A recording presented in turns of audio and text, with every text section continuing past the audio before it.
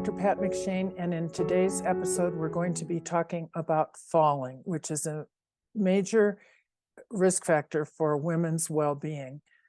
When I started looking into this show, I did some research and I had a couple of surprises. One of the surprises was how impactful falling is on senior women's health in general.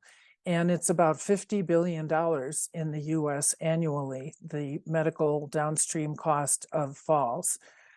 It can be one of the highest causes of death and lots and lots of disability from falling as well.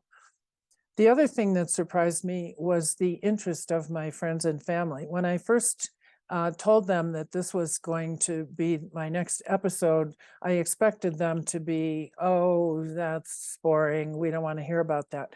But quite the contrary, they all had stories of themselves and friends and so on, their own injuries, the downstream impact of these injuries, their fear of walking and doing certain activities as a consequence of a prior fall, and so on. One of my friends had lost her mother secondary to a fall.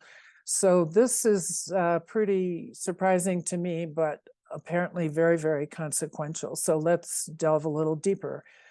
Being a woman is a risk factor for falling, and I'm not sure if that has to do with our strength as we get older, but that's what the data shows. Another risk factor is certain medications that are commonly prescribed for senior women, including pain medicines and psychoactive medicines. The psychoactive medicines may be something like an antidepressant or an anxiety medication. And if one is taking more than 4 medications or 4 or more, the risk factor for falling during that time frame goes way up as well. Medications tend to interact with each other. So there's a lot of things that can be observed in our daily environment, such as rugs and so on, not having adequate handlebars for the bathroom, in the bathtub or shower, going up and down stairs, etc. What one chooses for footwear is certainly important, things that aren't too high-heeled or too slippery. People who have trouble walking, tending to trip or slip, are at much higher risk for falls, of course. Women with poor eyesight have an issue, those also with poor sleep. And of course, people with the definite medical diagnoses of dementia, stroke, and Parkinson's are much higher risk for consequential falls than the rest of us who aren't troubled with those conditions. A major concern is hip fracture, and we're going to have another episode addressing this and other bone and joint issues in an upcoming episode. Hip fracture can be basically a fatal condition for women, so certainly to be avoided as much as possible.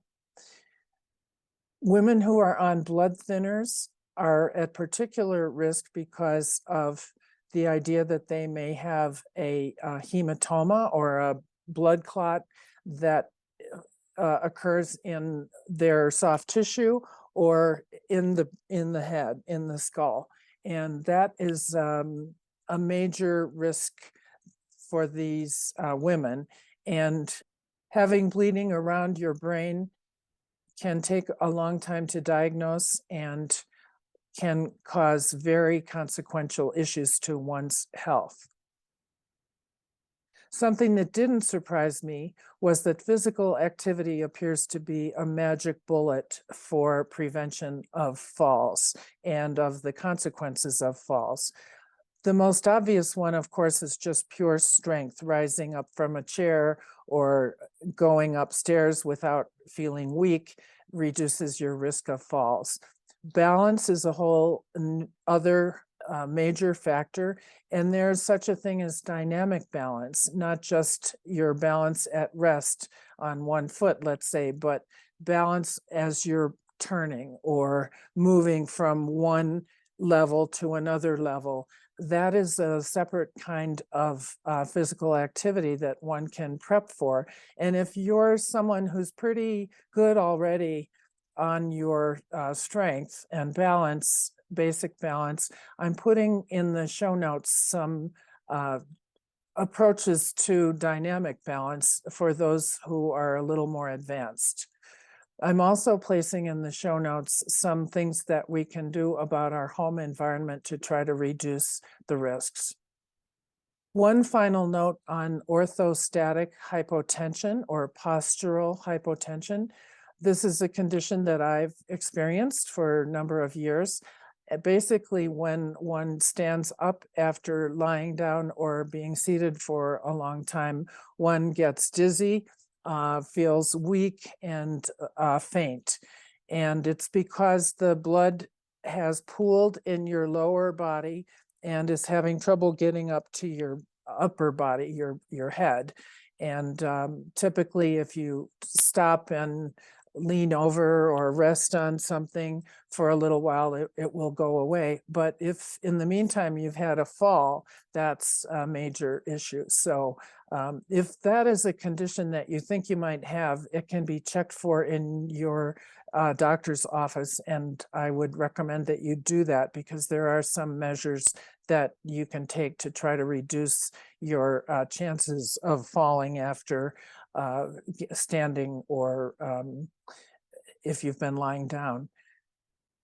This same kind of thing can happen after eating. That's called postprandial hypotension.